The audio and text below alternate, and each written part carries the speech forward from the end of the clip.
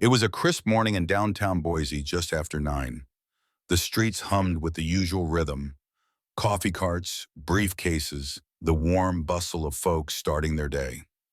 Outside Grange Bakehouse, a well-dressed black man stood quietly, one hand holding a croissant bag, the other scrolling through his phone.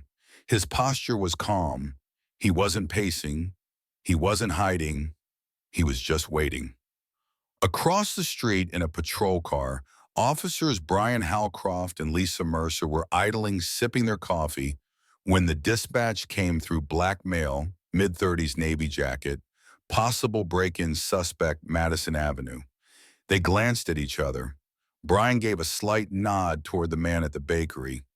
"There he is," he muttered, more amused than alarmed. Lisa was out of the cruiser before the wheels stopped. "Hey, hands, where I can see them," she barked, marching up. The man, his name was Marcus Morrow, looked up startled. Not afraid, just confused. "Excuse me," he said, his voice steady. "You match the description of someone we're looking for." Brian added, his hand drifting to his holster. Marcus blinked. "I'm just waiting here. My driver's running late." Lisa scoffed. "We'll sort it out downtown." Brian didn't wait for more. He grabbed Marcus's arm and spun him around. "You're resisting," he said, loud enough for bystanders to hear, even though Marcus wasn't moving. Phones came out. People started watching. Marcus didn't argue. He didn't shout. He just looked down at the sidewalk as the cuffs clicked shut. Lisa smirked. They always get quiet once the cuffs go on.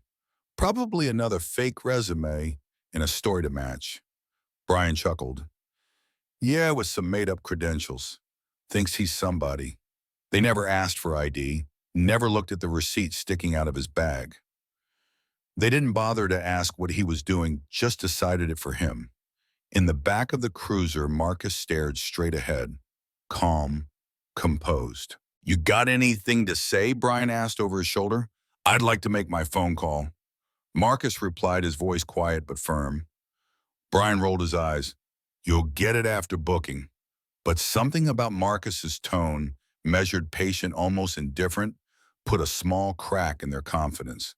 Nothing big, just enough to make Brian glance back at him in the mirror. Marcus wasn't panicked, he wasn't shaken, and he certainly wasn't finished. What they didn't know, what they couldn't know, was that they hadn't just cuffed another guy on the sidewalk. They had just set something much bigger in motion. The holding cell at Boise PD wasn't especially cold, but it carried that kind of chill that settles into the wrists when your hands are cuffed longer than they should be. Marcus Morrow sat on the bench with quiet dignity, upright, not defiant, not defeated. His navy jacket still held its shape. The polished boots on his feet looked out of place in a space designed for the broken and the belligerent. But Marcus wasn't either of those. He just waited. Down the hallway, Brian Halcroft leaned against a vending machine, cracking open a soda like it was any other Tuesday. "You see the look on his face," he said, laughing quietly to Lisa Mercer, who was sipping her coffee like nothing was out of place. "Yeah," she smirked, like he thought he was above it. These types always think they're different, show up in nice neighborhoods and expect the rules to bend for them. Brian chuckled, shaking his head. "My favorites when they start throwing around words like lawsuit and civil rights, like that scares anybody." They didn't notice the man in a gray suit from Internal Affairs walking past the front desk. They didn't hear Officer Rob Tesh, who had been unusually quiet during booking, step into a back office and close the door behind him, phone already to his ear. Back in the holding cell, Marcus finally got his call. He didn't fumble for a number, didn't scroll his contacts or ask for help. He simply dialed. "This is Morrow," he said once the line picked up. "Boise PD, Madison Avenue incident. I'll need the full review by this afternoon." Then he hung up. No raised voice, no threats, no wasted words. The call lasted less than 30 seconds. But it changed everything. That afternoon, the precinct's chief received a quiet email. No big headline, no flashing alert, just a direct message from the State's Department of Civil Oversight. The subject line was simple: immediate release request, Marcus L. Morrow. Attached were federal credentials, a background profile linked to legislative clearance, and a formal audit notice under the State Law Enforcement Integrity Act. It didn't come from a defense lawyer, it came from the Attorney General's liaison. 45 minutes later, Marcus Morrow walked out of the precinct uncuffed, unharmed, and escorted by two state officials in suits. When Brian saw him in the corridor, he blinked hard like the hallway had shifted underneath him. "That's not possible," he muttered under his breath. Lisa's eyes narrowed. What the hell's going on? Neither of them got an answer. Rob Tesh just watched silently from his desk, fingers moving across a keyboard connected to systems they didn't have access to. Marcus didn't even glance in their direction as he passed. No gloating, no smirking, just that same measured stride and the quiet that somehow weighed more than a siren. That evening, Brian had dinner with his brother and ranted over greasy burgers and too much ketchup. Guy had connections, he grumbled. The whole thing reeks of politics, probably a friend of the mayor or some city council stunt. Lisa sat on her porch, beer in hand, telling her girlfriend it had to be some paperwork mix-up. "Don't worry," she said, "he'll still catch a record somewhere down the line. Nobody walks around that smooth unless they're hiding something." But over the next week, something started to shift in the air around the precinct. Quiet things, subtle, like the way conversations stopped when Marcus's name came up, or how two sergeants exchanged a glance during briefing when someone casually asked, "Who was that guy anyway?" Rumors started to trickle in. "Used to work out in Oakland," someone whispered. "High up in one of those watchdog groups." "Command's acting weird," another muttered. "Captain's being real short about the whole thing." Brian tried to brush it off. "We got the body cam. We followed dispatch. Nothing to worry about." But his stomach was saying otherwise. Because there was something about the way Marcus had moved through all of it, so calm, so certain, that didn't fit the narrative they told themselves. And when someone moves that quietly, you start to wonder just how high up they really are. Marcus Morrow didn't storm out of the precinct that day. He didn't raise his voice or demand a headline. He didn't have to, because he wasn't trying to fight the system. He was the system, and by the time anyone realized it, he was already 10 steps ahead on higher ground with the full weight of the law behind him. What Brian and Lisa couldn't see, what they still refused to understand, was that this wasn't about one arrest gone wrong. It was about a pattern, and Marcus had just flipped the first page. The courthouse in downtown Boise wasn't particularly grand. No marble columns or high ceilings, just a broad stretch of concrete steps, glass doors, and the echo of worn shoes on polished tile. Officers Brian Howcroft and Lisa Mercer walked side by side through the entrance, their uniforms crisp, badges polished. No jokes this time, no coffee cups or casual chatter, just routine business, or so they thought. The charge listed was simple enough: obstruction during an investigation of a possible stolen vehicle. They expected Marcus Morrow to be there, maybe seated in the back row with a hotshot lawyer and a chip on his shoulder, maybe trying to turn the moment into something bigger than it was. But Marcus wasn't waiting outside. He wasn't in the hallway. And when they checked the docket, his name wasn't listed as a defendant. Then at the security checkpoint, a bailiff approached with a nod. "You're both set for testimony in courtroom 2C, he said. Brian nodded. "That's for the Morrow case, right?" The bailiff blinked. "Morrow's not the defendant." Brian frowned. "Come again." The bailiff didn't elaborate, just pointed down the hallway. "You'll see." Something felt off. As they stepped into courtroom 2C, the air changed. It wasn't loud, but it was full. Journalists lined one side. A pair of local TV crews had cameras perched at the back. Near the front sat a member of the city council. None of it made sense. Brian's shoulders stiffened as he scanned the room, and then his eyes landed on the front table on Marcus. There he was, seated beside the judge's bench. No cuffs, no defense attorney, just a sharp dark suit and a binder open in front of him. A nameplate read "Special Counsel for Civil Accountability, State of Idaho." Lisa leaned in close, her whisper sharp. "What is this?" Brian's mouth felt dry. "I don't know. This wasn't in the notes." The judge rapped her gavel gently and called the room to order. Today's session, she began, is a procedural review concerning conduct during a recent arrest on Madison Avenue. Mr. Morrow will serve in an advisory capacity on behalf of the state's Civil Accountability Office. Brian stood frozen, Lisa's jaw clenched tight. Marcus never looked their way. He sat back in his chair, flipping a page in his binder like this was just another Tuesday. Officers Halcroft and Mercer, the judge called, please step forward. They walked stiffly to the front, no longer in control of the room, no longer protected by protocol. Every eye in the room followed them. But this time it wasn't respect, they felt it was scrutiny. Walk us through your decision to detain Mr. Morrow, the judge said evenly. Brian cleared his throat, trying to steady his voice. We responded to a dispatch call. Black male Navy jacket suspected in a vehicle break-in. He matched the description. The judge tilted her head slightly. Was Mr. Morrow's identification checked before he was detained? Lisa stepped in. He didn't comply with our commands. No one spoke for a moment. Then came the soft, deliberate click of a pen. Marcus finally looked up. In my work, he said calmly, I've reviewed hundreds of incident reports, and too many of them start the same way. Vague descriptions, rushed decisions, unchecked assumptions. His voice wasn't angry. It was steady, grounded. The badge doesn't protect anyone from that. He continued.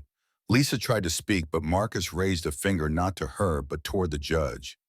I'd like to file a motion to suspend direct testimony today, he said. Internal review has already been authorized. A formal hearing will follow in 2 weeks. The courtroom fell quiet. The judge glanced down, then gave a firm nod. Motion granted. Brian and Lisa didn't speak. They didn't protest.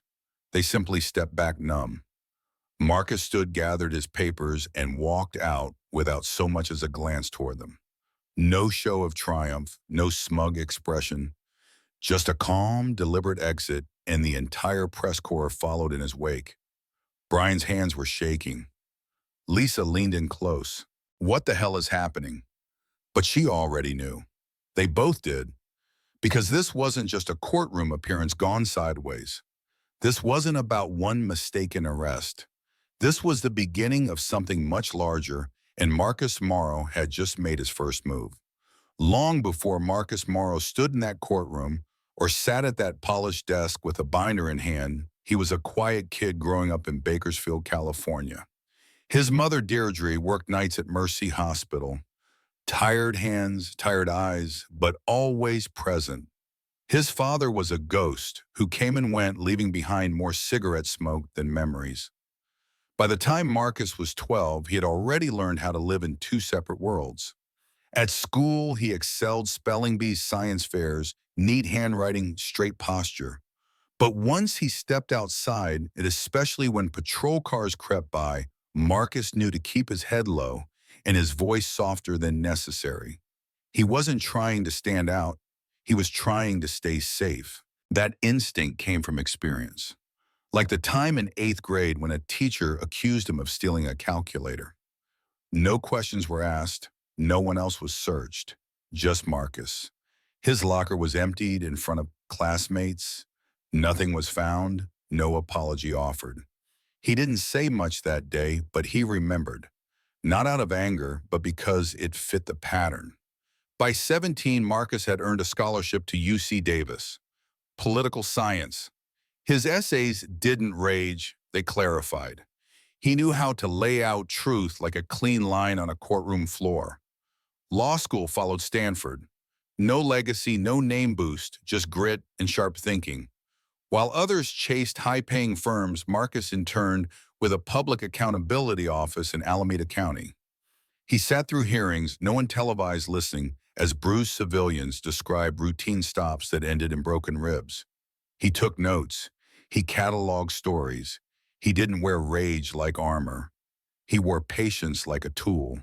By his early 30s, Marcus had built a reputation, not loud, not flashy, just thorough.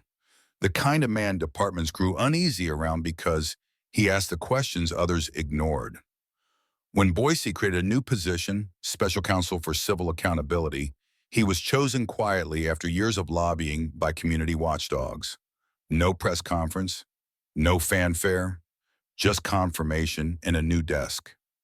He moved to Idaho with little more than a suitcase and a folder full of open cases. That morning outside the bakery where he was profiled and cuffed wasn't the first time something like that had happened, but it was the first time it happened after he took the job. And this time he didn't have to file the complaint. He was the complaint. He didn't want revenge. That was too small. What Marcus wanted was structured truth on paper. He wanted to lift the rug departments kept sweeping things under. He wasn't chasing headlines. He was building a record. So when officers Brian Halcroft and Lisa Mercer detained him, mocked his voice, ignored his ID, and treated him like a suspect instead of a citizen, that became more than an incident. It became evidence. And Marcus knew exactly where to begin. He didn't call a newspaper. He called a judge. Then he reached out to the Office of Personnel Audits. His badge wasn't brass, it was legislative. It gave him quiet, powerful authority to request files, pull logs, reopen cases others had forgotten. The precinct started to feel different. Brian noticed it first. Conversations in the break room ended the moment he walked in. The silence wasn't awkward, it was careful, controlled. Lisa picked up on it too. One afternoon, she passed a conference room and caught sight of Lieutenant Schaffer in deep conversation with two sharply dressed strangers. No badges, no names, just the stiff presence of folks who didn't need introductions. One carried a leather folio, the kind you don't carry unless someone's watching closely. That night, Brian got a call from his cousin, a cop out in Twin Falls. "Hey, you didn't arrest a guy named Morrow last week, did you?" Brian's chest tightened. Why? Because his name's blowing up. State Audit Board. Civil Oversight. Our precinct's suddenly triple-checking reports like something's coming down the pipe. Brian laughed, but it didn't sound real, not even to him. Nah, it was nothing. Misunderstanding. Guy got mouthy. We cleared it. But the lie hung there heavy. 2 days later, it stopped being a rumor. Captain Rolstad called them informally by the book.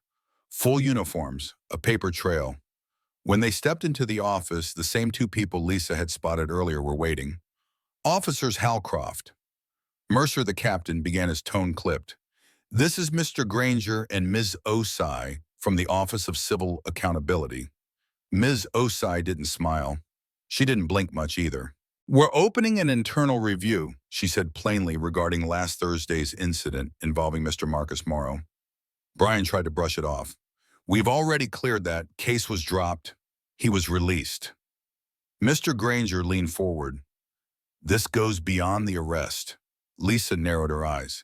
"Excuse me, we're reviewing your history complaints. Stops report language and records that were altered or adjusted after the fact." Captain Rolstad slid a folder across the desk. Inside were subpoenas, instructions, time, date, and location. "You'll appear before the board in 2 weeks." Brian opened his mouth but couldn't find the words. Lisa's throat bobbed as she swallowed. "Are we being accused of something?" she asked. "Not yet," Granger said quietly. "That's what the hearing is for." The next morning, an email landed in their inboxes. Subject Case Review Summary.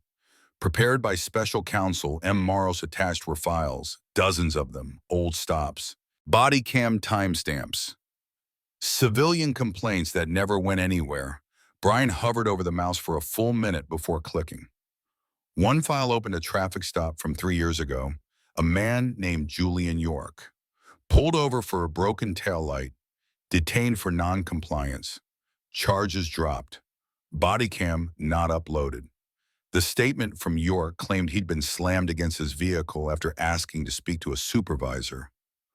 Brian remembered it not clearly but enough. He closed the file. His chest tightened. Lisa messaged him. "Brian, they were going to make this look like a pattern." His fingers hovered. "Lisa," he typed back, "it is a pattern." She paused, then replied, "We followed protocol." But even she didn't sound convinced anymore. Because Marcus hadn't just brought a complaint, he brought proof. And what Brian and Lisa were beginning to realize slowly, painfully, was that this wasn't a cleanup. It was an autopsy. The hearing didn't take place inside the courthouse or behind the familiar walls of the precinct. Instead, it was held in a nondescript municipal building off Fairview Avenue, one of those gray city structures usually reserved for zoning meetings or budget reviews. But that morning, every chair in the conference room felt like it mattered. Brian Halcroft adjusted his tie 3 times before walking in. His hands wouldn't stop fidgeting. Lisa Mercer sat in the hallway, her back straight, folder in her lap. She hadn't turned a single page in 20 minutes. She kept her eyes fixed ahead, but she was scanning, reading the room like a patrol route she didn't trust. Inside, the setup was stark. A long table, folding chairs, legal observers, a woman from the city's ethics board, 2 representatives from the Attorney General's office. No familiar badges, no uniforms, no allies. At the head of the table sat Marcus Morrow alone, but composed, flanked only by a binder thick with documentation. Ms. Osai called the hearing to order. "This is a formal review under Article 14, she began. Allegations concern misuse of discretionary authority and repeated misapplication of procedural stops. She turned toward Marcus. "Special Counsel Morrow, you have the floor." Marcus didn't stand. He didn't raise his voice. He simply opened his folder. "This won't be about accusations," he said, voice steady. "It will be about patterns." He slid a sheet across the table. Case 1, Julian York. Pulled over for a broken taillight. Detained for over 45 minutes. No charges. Body cam footage never uploaded. Lisa sat forward slightly. "That was 3 years ago." Marcus didn't look up. He placed a second sheet on the table. Case 2, Allen Rivers. Matched the description of a robbery suspect. Detained without probable cause. Language in the report mirrored previous incidents. Then a third. Case 3. Similar phrasing, same officers. Fit the description. Suspicious behavior. Non-compliant tone. No arrests, no follow-ups, no record of misconduct filed. Brian leaned forward, trying to reclaim his voice. "We respond to dispatch calls. We don't control the descriptions we get." Marcus finally looked up. "But you control how long you detain someone. You control whether IDs are checked, whether questions are asked. You control the language in your reports.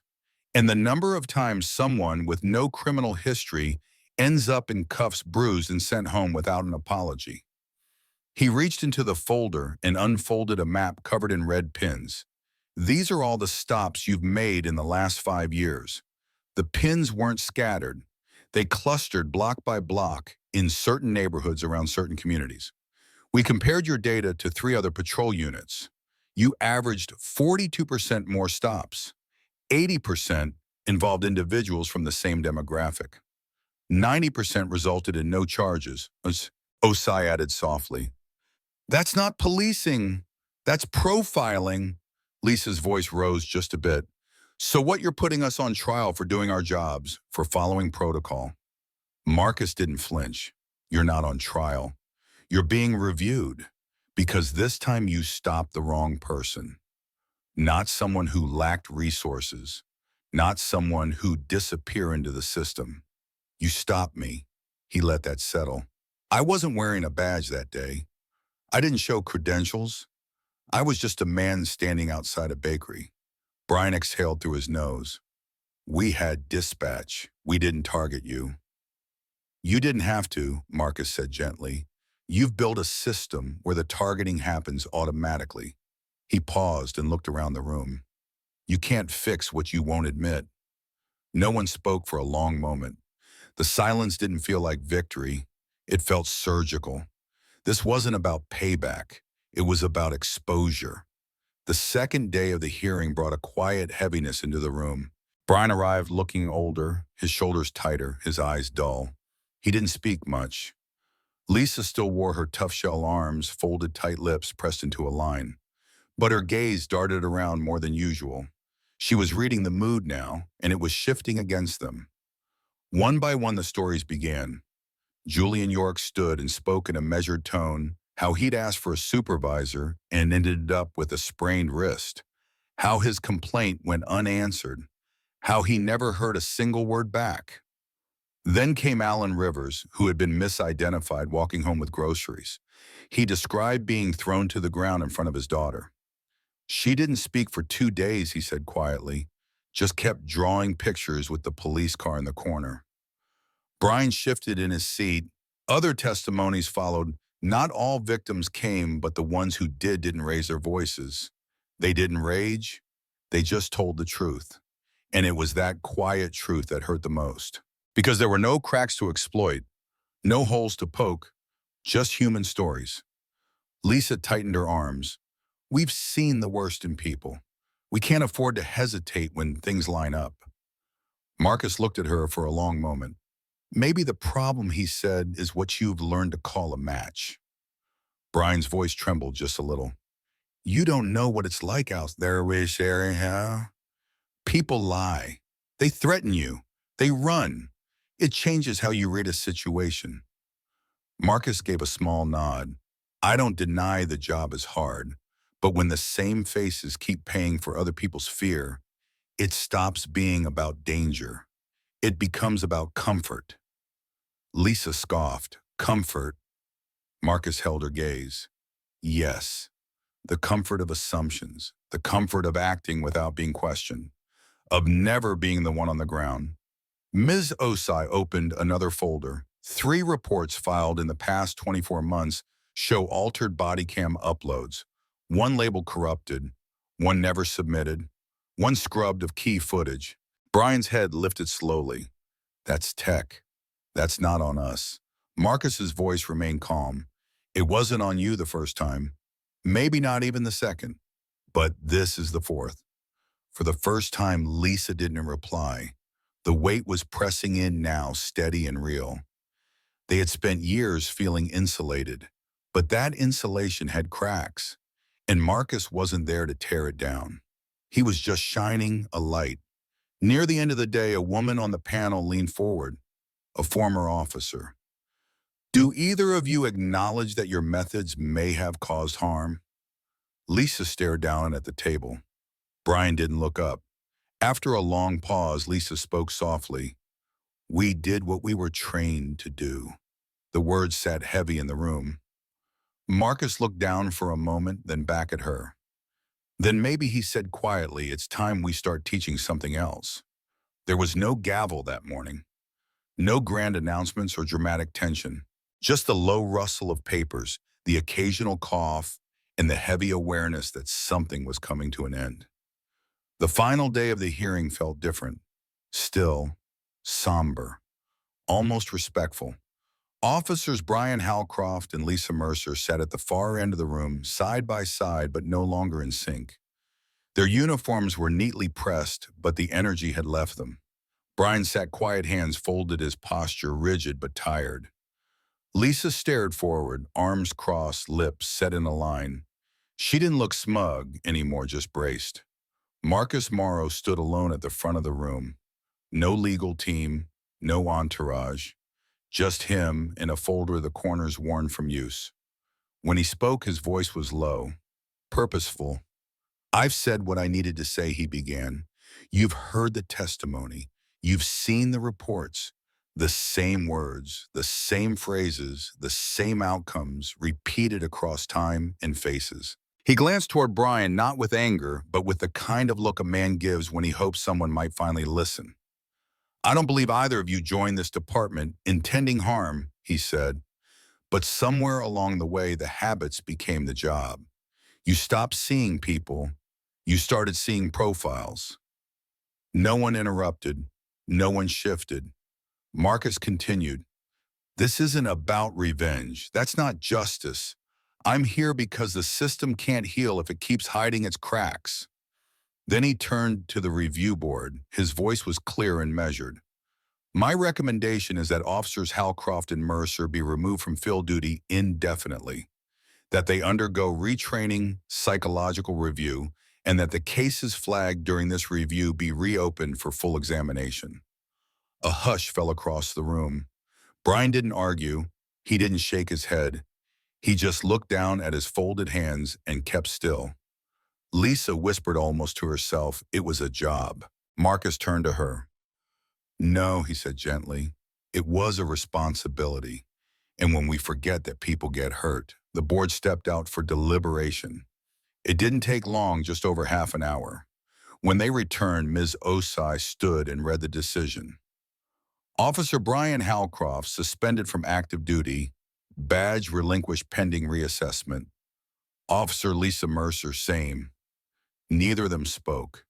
There was no outburst, no storming out, just silence. Acceptance, or at least the beginnings of it. Marcus quietly gathered his papers. As he passed the two officers, he paused for a moment beside Brian. The older man looked up just for a second. "I didn't think it would end like this," Brian said, voice strained. "It didn't have to," Marcus replied. "But that wasn't up to me." And then he walked out without another word. That evening, Brian packed up his locker alone. Lisa never came back. Word spread that she'd taken personal leave, maybe left town. The ones who once clapped them on the back at banquets and end-of-year roll calls, they were suddenly busy, distant. No one wanted to be too close to what came next. A new poster went up near the squad room civil accountability hotline. Confidential. A few rookies stared at it longer than they probably meant to. The air had changed in the building. Not loud, just watchful. Marcus didn't linger. The next morning, he caught a flight to Coeur d'Alene, another city, another precinct, another quiet review. That was the job. Not to chase headlines, but to follow the cracks in the wall and hold up a light until someone finally saw them. He didn't want applause. He wanted change. And even if no one said it out loud, Boise was already different. You could feel it in the way conversations slowed when stop reports were written. You could see it in the eyes of the younger officers who'd sat in on the hearing. They were thinking more, questioning more. That was all Marcus ever hoped for. Because when the system forgets to ask itself hard questions, the people who need answers the most are the ones left hurting. And this time, at least for a moment, someone had finally asked. 2 months passed. Boise kept moving its streets, still bustled, the bakery still served warm croissants, and squad cars still rolled down the avenues. But something beneath the surface had shifted. Marcus Morrow didn't stay. He was never meant to. His job wasn't to take center stage, it was to make sure no one got forgotten behind it. By the time reporters stopped calling and headlines faded, he was already walking through the front doors of another precinct in Coeur d'Alene. Another place, another review. Same quiet mission. But what he left behind in Boise wasn't empty. The precinct rewrote parts of its training manual, not loudly, not all at once, but enough to matter. Officers now reviewed actual footage from real-life stops, not staged examples. And in those sessions, Marcus's case became one of them. New recruits were asked a new question. Have you ever made a mistake and learned from it? Not to shame them, but to see if they understood that humility is a form of strength, that admitting wrong doesn't make you weak, it makes you trustworthy. Brian Halcroft took a desk job at the city vehicle impound office, quiet, unarmed. He didn't speak much about the hearing, didn't pretend it hadn't happened. Some folks said he grew bitter. Others said he started listening. Lisa Mercer moved back to Wyoming, closed her social media, declined interviews. She didn't fight the verdict, but she didn't embrace it either.